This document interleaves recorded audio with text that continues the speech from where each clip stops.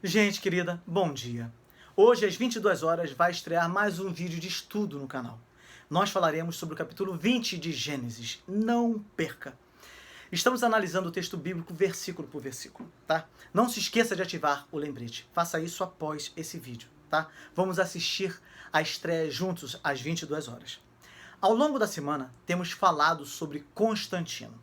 Se Constantino, como homem, se revelou um cristão bastante imperfeito, dilacerado entre a sua fé e as suas tentações, há, no entanto, um fato que permanece incontestável. Como imperador, apesar dos seus desatinos, teve o sentido do seu papel autenticamente cristão. Pouco importa que tenha obedecido a intenções políticas ou se tenha deixado impelir por um sentimento mais profundo, ou melhor, que os dois elementos, astúcia e convicção, se tenham misturado na sua maneira de proceder. São os resultados que importam. E os resultados do seu governo são nada menos que a síntese nova entre os dados da religião evangélica e os elementos fundamentais do império, bem como a instauração de uma política cristã com todos os obstáculos e perigos que isso podia comportar. A julgar pelos seus atos, mais ainda do que pelas suas palavras, Constantino era bem um homem que se considerava investido pela providência numa missão que se sentia responsável pela salvação do mundo e que, se não ousava declarar-se divino, como os seus predecessores, podia convencer-se facilmente de que era o representante de Deus na Terra. Ainda que tenha tenha sido batizado pouco antes de morrer, a partir de sua conversão a Cristo, o imperador passou a ter deveres para com o cristianismo. Constantino deu apoio financeiro à igreja, construiu basílicas, concedeu privilégios ao clero, por exemplo, isenção de alguns impostos, instituiu leis inspiradas pela fé, protegendo crianças, escravos, aldeões e prisioneiros, promoveu cristãos a cargos importantes, desfez da imagem de si mesmo como representante do Deus Sol e apresentou-se como representante de Jesus Cristo, o Sol da Justiça, estabelecendo o domingo como dia de repouso semanal.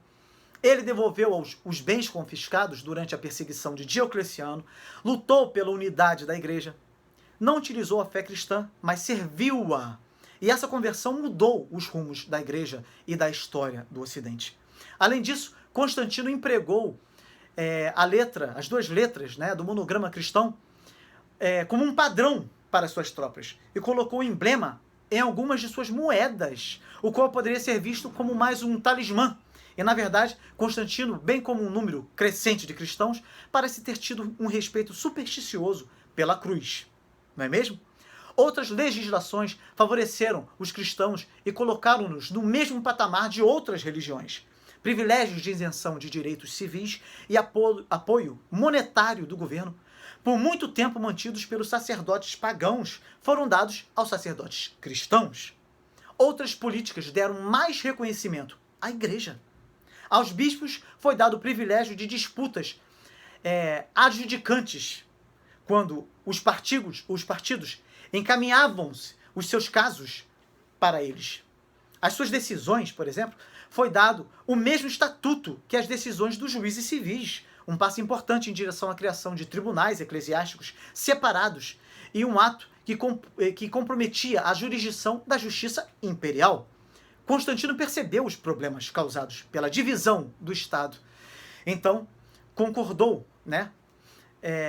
com essa harmonia, tornando-se a palavra-chave da sua propaganda e das políticas de seu reinado. Ele claramente queria a ajuda do Deus cristão para alcançar seus objetivos, é claro.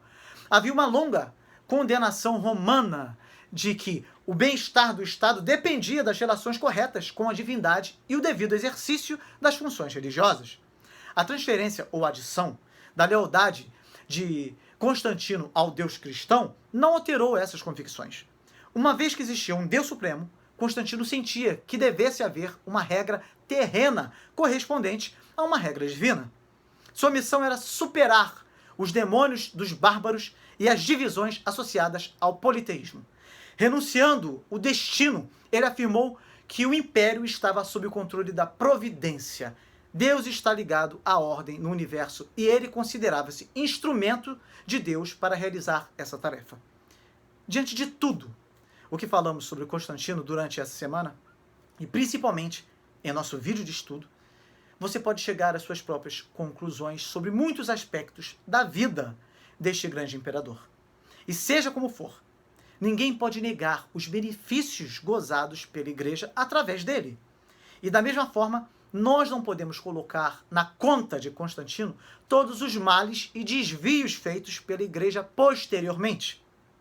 Eu gostaria que você considerasse que todos nós temos uma missão nessa terra. E cada um é responsável pelo resultado dessa missão. Qual o chamado de Deus para você? Você tem se esforçado para cumprir esse chamado?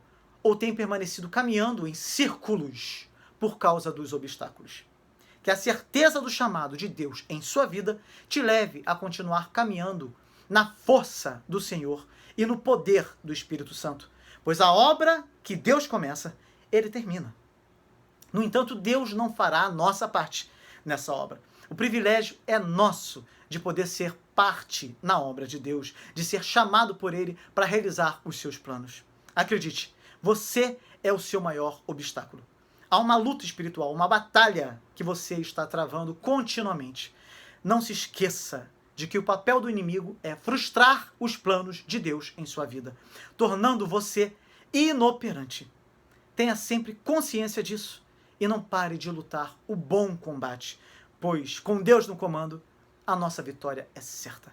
Porém, se as suas armas foram forjadas por você mesmo, você não prevalecerá. Por que você acha que Constantino conseguiu superar as adversidades? Qual a sua opinião? Conte-me nos comentários, tá bem?